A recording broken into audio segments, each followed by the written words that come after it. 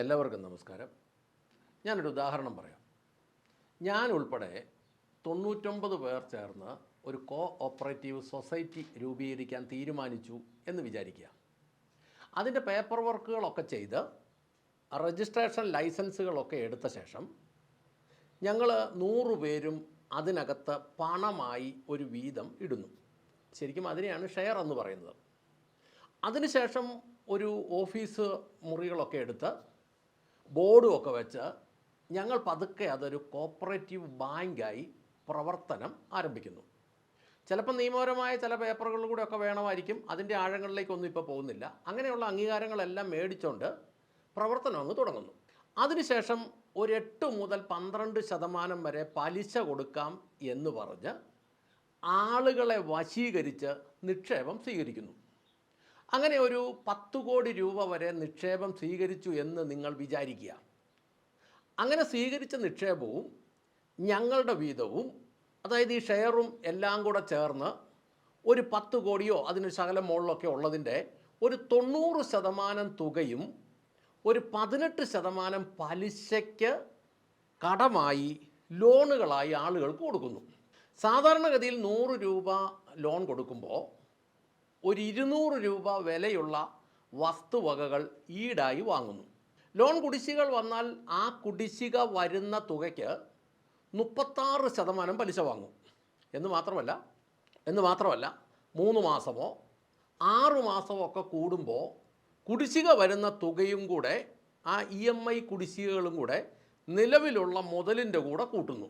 അതായത് കുടിശ്ശിക വരുന്ന തുകയുടെ 36% പിഴപ്പലിശയും എല്ലാം കൂടെ ഒരു 3 മാസമോ 6 മാസമോ കൂടുമ്പോൾ മുതലിലേക്ക് കൂട്ടുന്നു. മിക്കവാറും 3 മാസം അല്ലെങ്കിൽ 6-ാം മാസമൊക്കെ ഇത് ആവർത്തിക്കുന്നത്.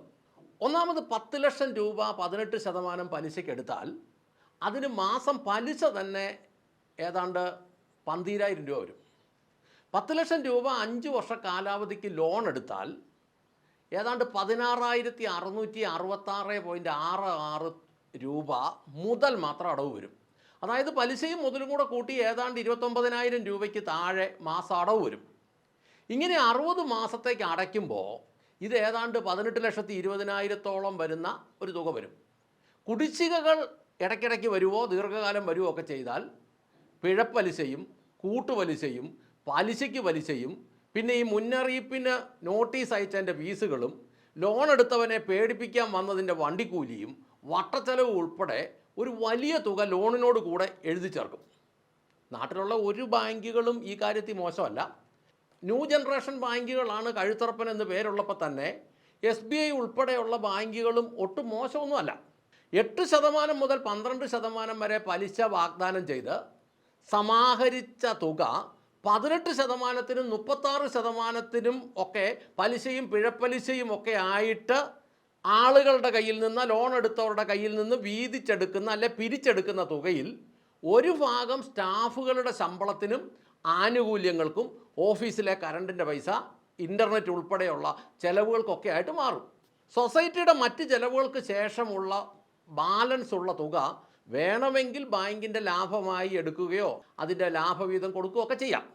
ഇത് ഇത്രയുമാണ് ഒരു കോപ്പറേറ്റീവ് ബാങ്കിൻ്റെ പൊതുവെയുള്ള പ്രവർത്തന രീതി. ഇതെപ്പോഴാണ് ഈ ബാങ്ക് പൊട്ടുന്നത് എന്ന് ചോദിച്ചാൽ, സൊസൈറ്റിയുടെ ബോർഡ് മെമ്പറായ ഞങ്ങൾ 100 പേർ അല്ലെങ്കിൽ ഞങ്ങളിൽ ചില ബിരുദന്മാർ, ബോർഡ് പ്രസിഡന്റ്, സെക്രട്ടറി ഉൾപ്പെടെയുള്ള ചിലർ ചേർന്ന് 10 ലക്ഷം രൂപ ലോൺ കൊടുക്കുമ്പോൾ 20 ലക്ഷം രൂപ വിലയുള്ള വസ്തു ഈട് വാങ്ങേണ്ട സ്ഥാനത്ത് 2 ലക്ഷം പോലും വിലയില്ലാത്ത വസ്തുവകൾ ഈട് വാങ്ങി ലോൺ കൊടുക്കും. എന്നിട്ട് അതിൻ്റെ കമ്മീഷനും വാങ്ങും.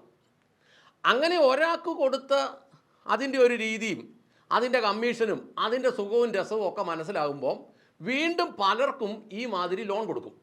ഇങ്ങനെയുള്ളവർ ലോൺ എടുത്ത് ആദ്യത്തെ 2-3 മാസം അടയ്ക്കും. പിന്നെ അത് അടയ്ക്കുകയില്ല. അടയ്ക്കാൻ വേണ്ടിയിട്ടല്ല ഇങ്ങനത്തെ ലോൺ എടുക്കുന്നത്. പൊതുജനത്തിൻ്റെ കയ്യിൽ നിന്ന് സൊസൈറ്റി നിക്ഷേപമായി സ്വീകരിച്ച തുക ഇതുപോലത്തെ അനേക ഫ്രോഡ് ലോണുകൾ കൊടുക്കും. അങ്ങനെ കൊടുക്കുമ്പോൾ ഈ കൊടുത്ത നിക്ഷേപവും തിരികെ വരില്ല, പലിശയും തിരികെ വരില്ല. അങ്ങനെ വരുമ്പം നിക്ഷേപിച്ച ആളുകൾക്ക് പലിശ കൊടുക്കാനോ അവരാവശ്യപ്പെടുമ്പോൾ മുതൽ തിരിച്ചു കൊടുക്കാനോ സൊസൈറ്റിക്ക് കഴിയാതെ വരും. രക്ഷയില്ലാതെ വരുമ്പം ഒരു ദിവസം സൊസൈറ്റി പൊട്ടും എന്ന് പറഞ്ഞു കഴിഞ്ഞാൽ ആൾക്കാരോട് പറയും നിങ്ങൾക്ക് തരാൻ ഞങ്ങളുടെ ഈ പണമില്ല. പിറ്റേ ദിവസം പത്രത്തിൽ വാർത്ത വരും, ഇന്ന ബാങ്ക് പൊട്ടി.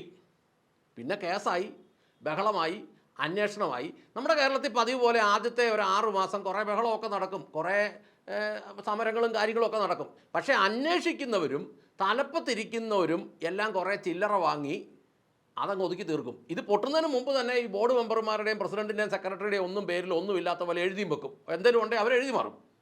വർഷങ്ങളോളം കേസ് കളിച്ച് നടന്നാലും നിക്ഷേപിച്ചവർക്ക് അതിൻ്റെ പണവും പോവും, പലിശയും പോവും, പുറകെ നടക്കുന്നതിൻ്റെ ചിലവും പോവും, പിന്നെ സങ്കടവും പ്രയാസവും എല്ലാം മിച്ചമാകും. ഇങ്ങനെയാണ് ഒരു കോപ്പറേറ്റീവ് ബാങ്ക് പൊട്ടുന്നത് അല്ലെ പൊട്ടിക്കുന്നത്. ഞാൻ ഇത്രയും പറഞ്ഞത് എന്താണെന്നറിയോ? ഇതൊരു ചെറിയ കാര്യമാണ് കോപ്പറേറ്റീവ് ബാങ്കിൻ്റെ കാര്യം. ഇതുപോലെ ഒരു വലിയ കോപ്പറേറ്റീവ് ബാങ്കാണ് സംസ്ഥാന സർക്കാർ. ഇതിന് 140 ബോർഡ് മെമ്പർമാരുണ്ട്. അതിനകത്തുനിന്ന് ഒരു പ്രസിഡൻറ്റും കുറേ സെക്രട്ടറിമാരും കുറേ ഖജാൻജിമാരും ഉണ്ട്. മുഖ്യമന്ത്രിയെ പ്രസിഡൻ്റ് എന്ന് വിളിക്കാം, പ്രതിപക്ഷ നേതാവിനെയും മന്ത്രിമാരെയും സെക്രട്ടറിമാരെന്ന് വിളിക്കാം, MLA-മാരെ എല്ലാവരെയും ബോർഡ് മെമ്പർമാർ എന്ന് വിളിക്കാം. ഈ കോപ്പറേറ്റീവ് സൊസൈറ്റിയിൽ ബോർഡ് മെമ്പർമാർക്ക് ഷെയർ ഉണ്ടായിരുന്നെങ്കിൽ, എന്ന് പറഞ്ഞാൽ ചെറിയ തുകയെങ്കിലും അവരതിനകത്ത് മുടക്കിയിട്ടുണ്ടായിരുന്നെങ്കിൽ, സംസ്ഥാന ഭരണത്തിലോട്ട് വരുമ്പം ഒരു തുകയും ഷെയറായിട്ട് മുടക്കുന്നില്ല. പ്രസിഡൻ്റായ മുഖ്യമന്ത്രിയും പ്രതിപക്ഷ നേതാവും മന്ത്രിമാരുമായ സെക്രട്ടറിമാരും ബോർഡ് മെമ്പർമാരായ MLA-മാരും എല്ലാം ഒരുമിച്ച് കൂടുമ്പോൾ ഇവരൊന്നാം. കോപ്പറേറ്റീവ് ബാങ്കിനകത്ത് 8 മുതൽ 12% വരെ പലിശ കൊടുക്കാമെന്നും പറഞ്ഞ് വശീകരിച്ച് വേണം ആൾക്കാരുടെ നിന്ന് നിക്ഷേപം മേടിക്കാൻ. സംസ്ഥാന സർക്കാരാകുമ്പോൾ അതൊന്നുമില്ല, ഓരോന്നിനും നികുതി അങ്ങോട്ട് അടിച്ചു കയറ്റി കൊടുത്താൽ മതി. അപ്പം അത് ബലമായിട്ടിങ്ങ് പിടിക്കുകയും ചെയ്യാം. കഴിഞ്ഞ 10 വർഷം പ്രസിഡൻ്റായിരുന്ന പിണറായി വിജയനും സെക്രട്ടറിമാരായിരുന്ന മന്ത്രിമാരും ബോർഡ് മെമ്പർമാരായിരുന്ന MLA-മാരും മറ്റൊരു സെക്രട്ടറി ആയിരുന്ന പ്രതിപക്ഷ നേതാവ് VD സതീശനും അദ്ദേഹത്തിൻ്റെ പക്ഷക്കാരായ ബോർഡ് മെമ്പർമാരും എല്ലാവരും ചേർന്ന് സംസ്ഥാനത്തിൻ്റെ വരുമാനം ഇഷ്ടക്കാർക്ക് അങ്ങ് വീതിച്ചു കൊടുത്തു. അങ്ങനെ ഈ സൊസൈറ്റി പൊട്ടിയതിൻ്റെ തെളിവ് എന്നതാ? സംസ്ഥാന സർക്കാർ എന്ന ഈ സൊസൈറ്റിക്ക് 7 ലക്ഷം കോടി രൂപ കടമായി. ഞാൻ ആദ്യം പറഞ്ഞ കോപ്പറേറ്റീവ് ബാങ്കിൻ്റെ 10 കോടി രൂപയുടെ കാര്യമാണ് പറഞ്ഞത്. ഇത് 7 ലക്ഷം കോടി രൂപ കടമായി. ഇപ്പോൾ സൊസൈറ്റിക്ക് പിടിച്ചു നിൽക്കണമെങ്കിൽ 70,000 കോടി രൂപ വർഷം പലിശ അടയ്ക്കണം. അത് നിക്ഷേപകരെ കൊള്ളയടിച്ച് ഇപ്പോൾ ഉണ്ടാക്കിക്കൊണ്ടിരിക്കുക. ഇപ്പോഴും സൊസൈറ്റിയിലെ സ്റ്റാഫിന് ശമ്പളവും മറ്റ് ആനുകൂല്യങ്ങളും കൊടുക്കാൻ പൊതുജനത്തിനെ കൊള്ളയടിക്കുക. അത് കൊള്ളയടിക്കുന്നത് ഈ പലിശയും ഈ ശമ്പളവും എല്ലാം കൊടുക്കാനുള്ളത് കൂടാതെ അതും തികയാഞ്ഞിട്ട് മാസം ഒരു 6,000 കോടി രൂപ വെച്ചും കൂടെ ലോൺ എടുക്കുക. പഴയ സൊസൈറ്റി പ്രസിഡൻറ്റും പഴയ സൊസൈറ്റി മന്ത്രിമാരും അവരായിരുന്ന കസേര ഇപ്പോൾ ഒന്ന് മാറിയിരിക്കുന്നു. പഴയ സൊസൈറ്റി മെമ്പറായ പ്രതിപക്ഷ നേതാവും അങ്ങേരുടെ കൂടെയുള്ളവരും ഇപ്പോൾ പുതിയ സൊസൈറ്റി മെമ്പറും സെക്രട്ടറിമാരും ആയി ഇരിക്കുന്ന കസേരയിലോട്ട് അങ്ങോട്ടും ഇങ്ങോട്ടും ഒന്ന് മാറിയിരുന്നു എന്ന് മാത്രം. ചെയ്യുന്നതെല്ലാം പഴയതുപോലെ തന്നെ. പഴയ സൊസൈറ്റി പ്രസിഡൻറ്റും മന്ത്രിമാരായ സെക്രട്ടറിമാരും അവർ നിയമിച്ച സ്റ്റാഫും എല്ലാം ഇന്നും അതുപോലെ അവിടെ തന്നെ തുടരുന്നു. തലപ്പത്തുള്ളവർ മാത്രം കസേരകളി പോലെ അങ്ങോട്ടും ഒന്ന് കസേര മാറിയിരുന്നു, ഇങ്ങോട്ടും ഒന്ന് കസേര മാറിയിരുന്നു. പ്രവർത്തികൾ, നടപടികൾ എല്ലാം പഴയത് തന്നെ. കഴിഞ്ഞ 10 വർഷം കൊണ്ട് കാണിച്ചു കൂട്ടിയ കൊള്ളരുതായികകൾ ഒന്നുപോലും ചോദ്യം ചെയ്യാനോ നടപടികൾ എടുക്കാനോ പുതിയ പ്രസിഡൻറ്റും സെക്രട്ടറിമാരും തയ്യാറാകുന്നില്ല. ഈ 140 ബോർഡ് മെമ്പർമാരിൽ എന്ന് പറഞ്ഞാൽ കഴിഞ്ഞ പ്രാവശ്യം ഉണ്ടായിരുന്ന MLA-മാരിൽ തീർത്തും കൊള്ളുകലാത്ത കുറേ എണ്ണത്തിനെ നിക്ഷേപകർ വീട്ടിലിരുത്തി എന്നത് സത്യമാണ്. എന്നിട്ട് പുതുതായി ചില ബോർഡ് മെമ്പർമാരെ എടുത്തു എന്നത് സത്യമാണ്. പക്ഷേ വീട്ടിലിരുത്തിയവന്മാരും പുതുതായി എടുത്തവന്മാരും ഒരേ നാണയത്തിൻ്റെ ഇരുവശങ്ങളായിരുന്നു എന്ന് ഇപ്പോൾ കാലം തെളിയിച്ചുകൊണ്ടിരിക്കുന്നു.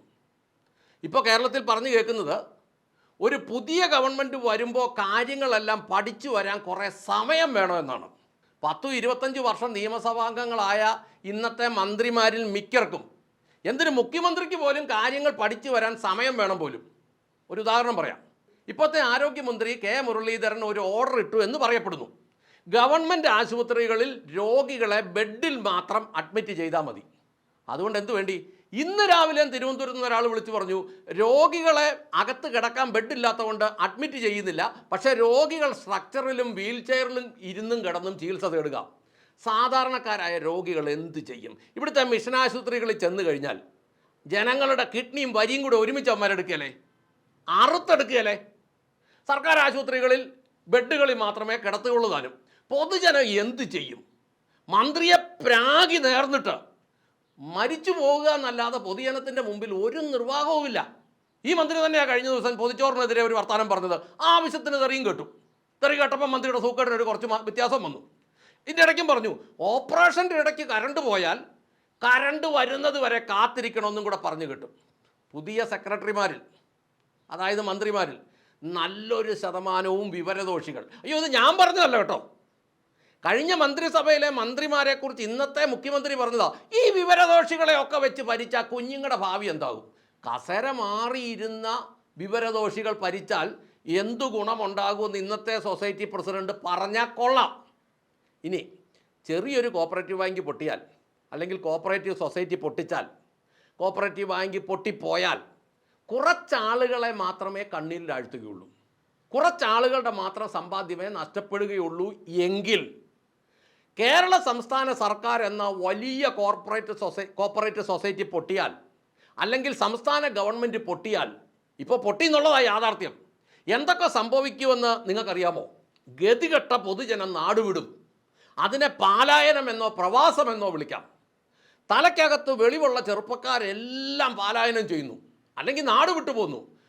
ബാക്കിയുള്ളവർ ഗതികെട്ട് പ്രാഗി നേർന്ന് നടക്കുന്നു.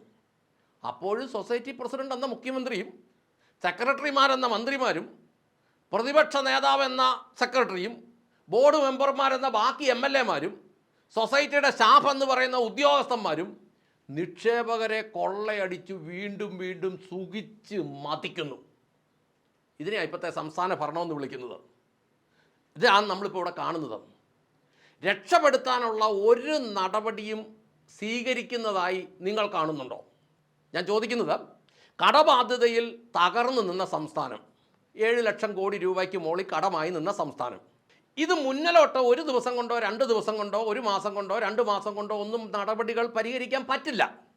പക്ഷേ എന്തെങ്കിലുമൊക്കെ പരിഹരിക്കാനുള്ള ശ്രമം നടക്കുന്നതായിട്ട് പോലും നമ്മൾ കാണുന്നില്ല, പത്രവാർത്തകളിൽ അറിയുന്നില്ല.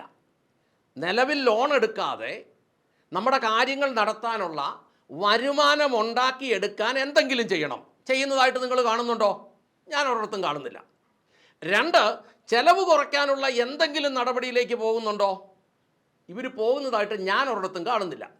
3, കാലാന്തരത്തിൽ ഈ എടുത്ത ലോണിൻ്റെ പലിശയും മുതലും അടച്ചു തീർക്കാനായി വരുമാനം കൊണ്ടുവരാൻ എന്തെങ്കിലും ചെയ്തതായി തോന്നുന്നുണ്ടോ? ഒന്നുമില്ല.